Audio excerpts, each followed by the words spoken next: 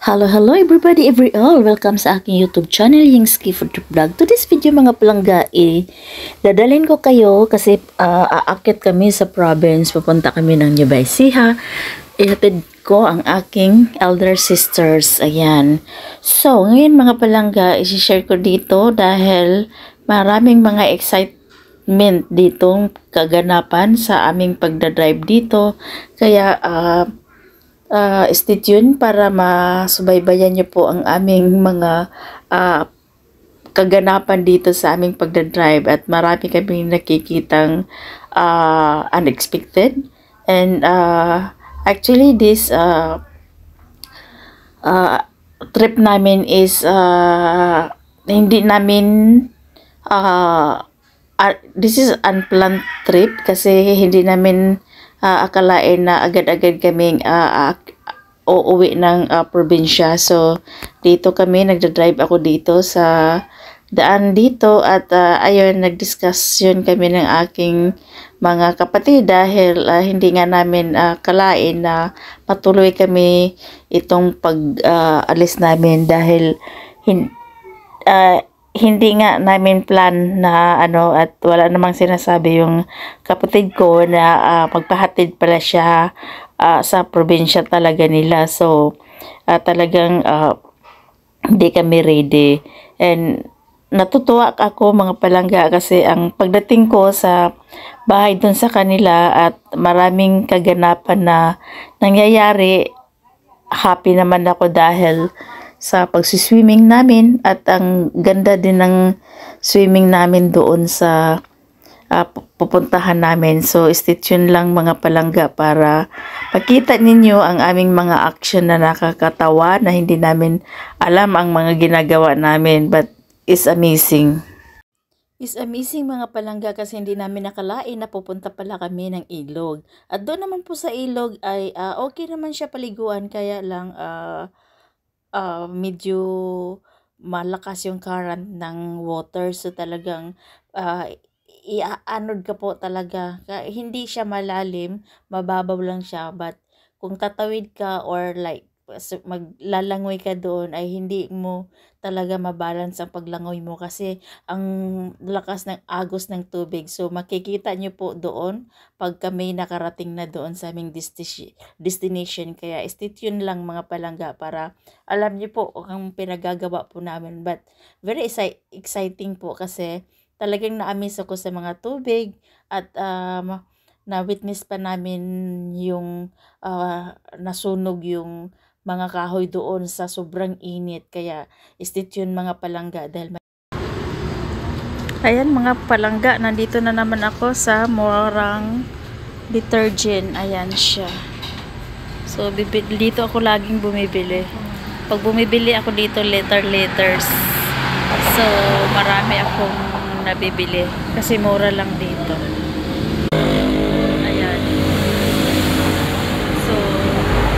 Malayo to mga palangga, nasa probinsya to kaya dito ako bumibili talaga, mas mura.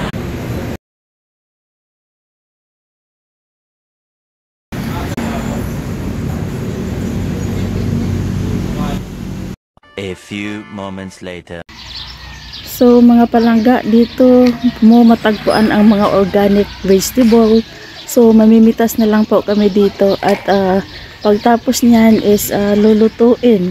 Ayan, kasi ito niluluto ito mga palangga sa pinakbit. Masarap to siya sa pinakbit. So ganito ang buhay sa probinsya, namimitas ng mga fresh vegetable. So organic po ang mga pagkain po dito dahil presko po, walang fertilizer silang nilalagay, ini-spray. Ayan, so stay tuned mga palangga dahil iikot ko kayo doon sa aming asyenda. Ayan, napakalaki yung aming asyenda doon sa may rice field. Ayan, so pupunta kami doon.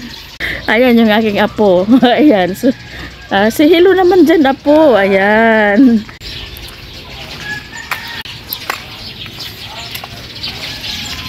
So dito po kami. Ayan yung sa amin. Nandito ko sa labas. Ayan, ang ganda ng bougainvillea. Ayan.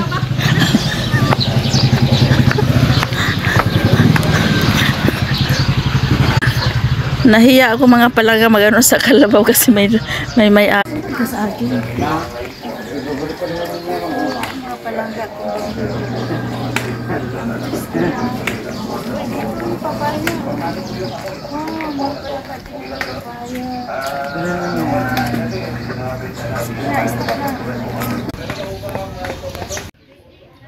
Asan ba? Si Dulpin man ang paunahin mo muna.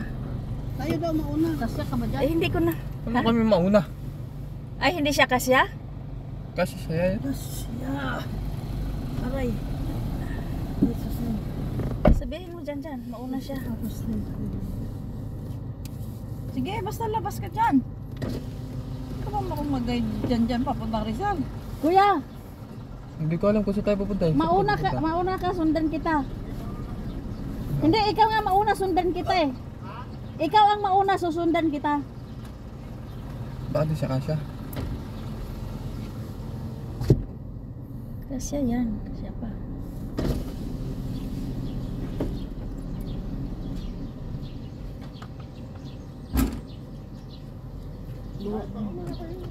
Ay, hindi. Alam ba, palengke? Ayun si Mama, Si Janjan. labas Sige. ka dyan. Sige na, Janjan.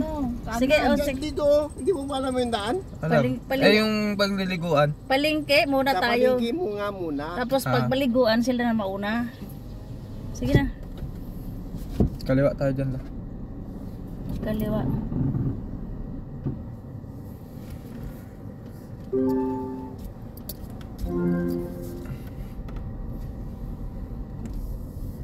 Tayo mo dyan sa crossing yan. Baka may motor.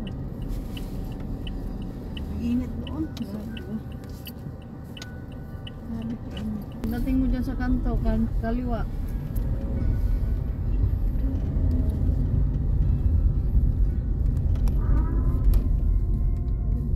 Ano yun? Sundalo, pulis. Ano ba yan? Barangay.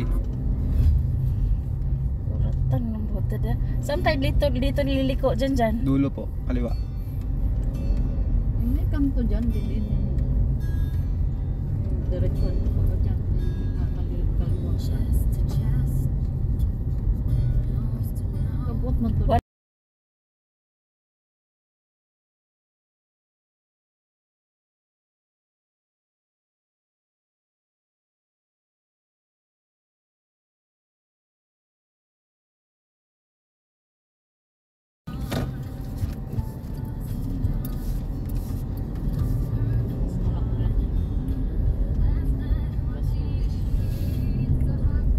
Nauna na sila Dulbe.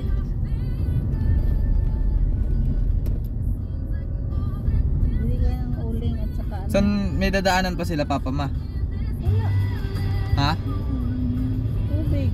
Wala man na susunod-sunod pa sila sa atin. Pero doon na lang tayo sa balik ko ng tubig.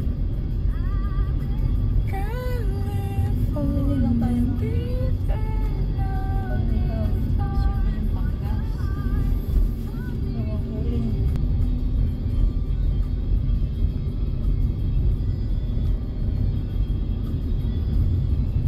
May itim ba dito, Birang? Kasi hindi sila umaano yata dito ng card, diba? Puro cash. Sumayan.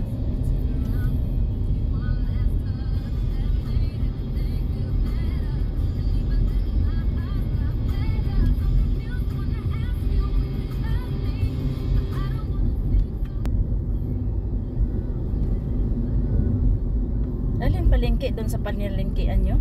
Tayo pupunta? Dating mo sa Banawag, kanin ka.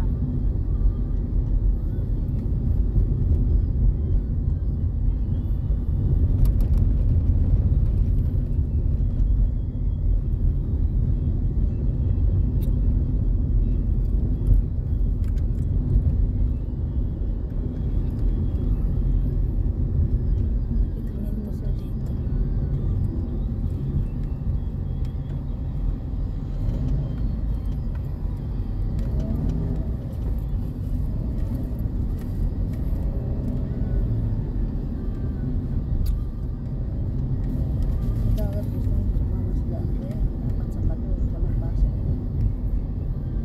timing ka nga eh. Akalain ko magpakapunta ako ngayon dito. Uy, nag-ano yung...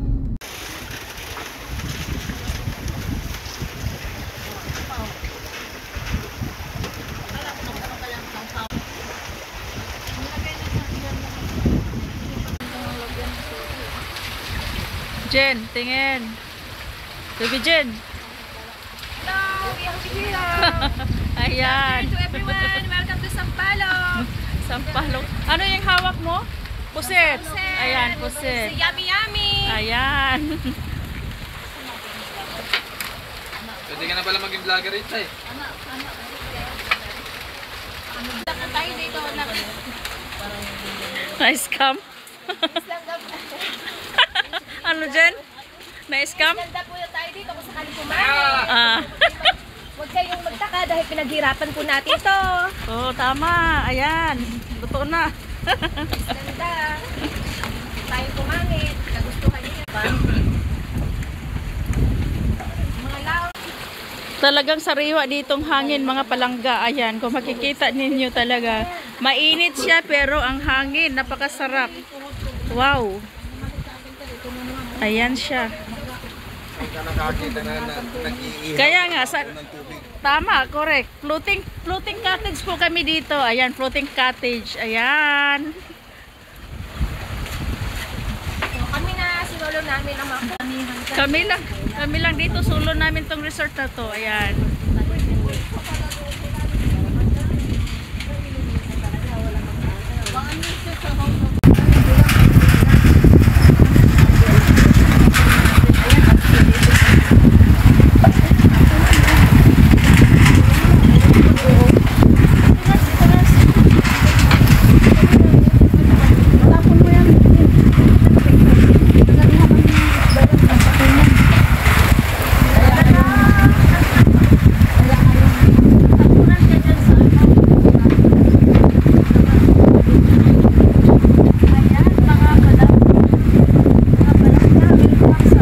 gandong resort sa Palong Resort. Ayan.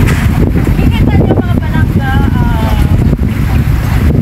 ang kabundukan doon at yung cottage dito is 400 pesos lang. So, pwede kayong pumunta dito anytime at hindi daw allowed sa gabi.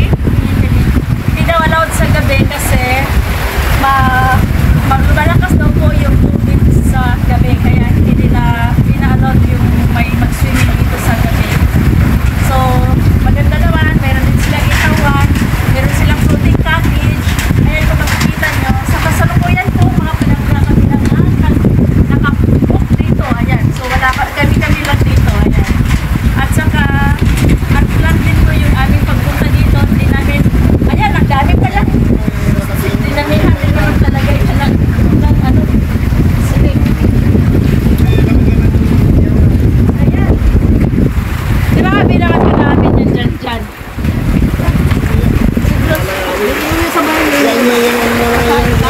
Ayan, so ito yung uling. Ayan, sobra-sobra pa nga yung uling. Ayan. So sige. Ayan, dito na magtatapos. Bye-bye. Ikaw. 20. Hindi ka bumili ng tinapay? Wala talagang tinapay. Grabe.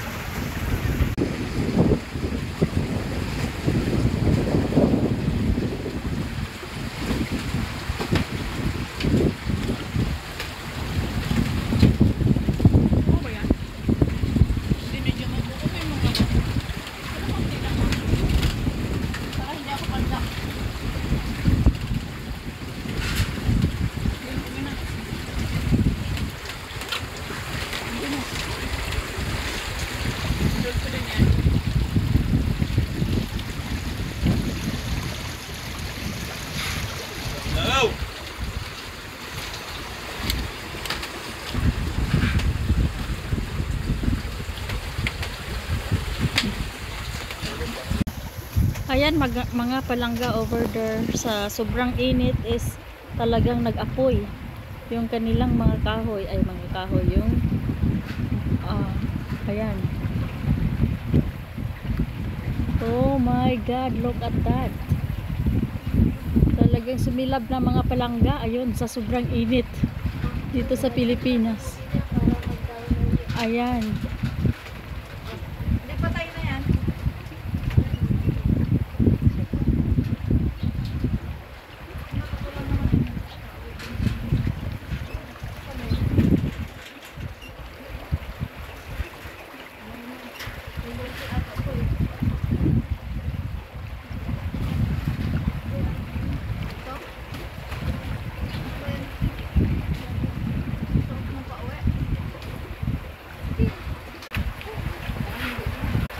Pinugasan ni Dulce ang sasakyan.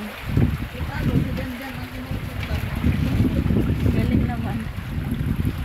Free washing dito mga palangga. Ayan. Pinugasan ng aking brother-in-law yung aking kotse na nandoon. Ayan.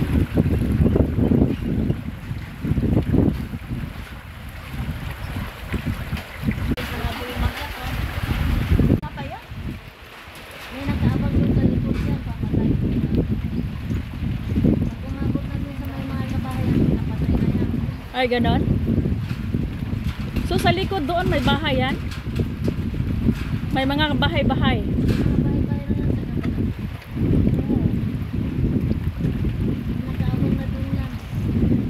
Ako, hindi namin na makapula yan pagka umalap na yung apoy na yan. Grabe, sobrang init. Sobrang init mga palangga. Ayan. Ayan. Floating cottage. Yung floating cottage, 400 lang mga palangga. Pero, kailangan po pumunta kayo dito, magdala talaga kayo ng baon dahil wala pong tindahan dito. So, kailangan talagang pag nag-picnic dito, magdala kayo ng sarili nyong food kasi ang hirap bumili po dito. Wala po talagang pakain dito, kundi mga anong tawag dito? Mga chicherya lang ang pwedeng kainin dito. Wala silang panindang mga heavy meal. So, kailangan magbaon kayo dito. Ayan. Pero maganda yung ano nila dito, ilog.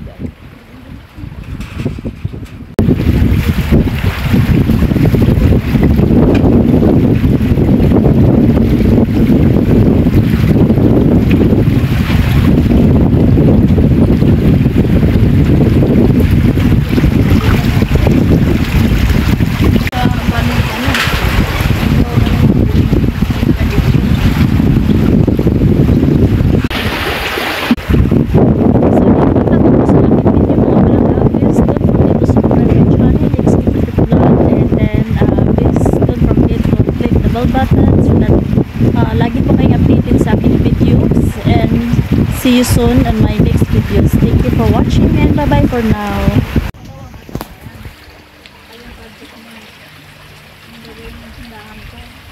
Oh, so ang galing-galing ng kayaking nila dito mga palangga, oh. Ano lang yung Salpabida. Ayan, oh, di ba? Dito lang yan makikita sa Sampaloc Resorts, Rizal. Ayan.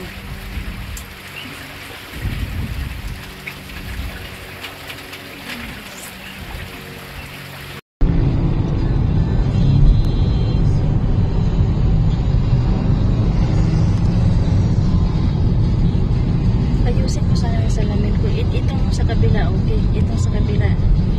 Masyadong... ayos mo muna. Diba?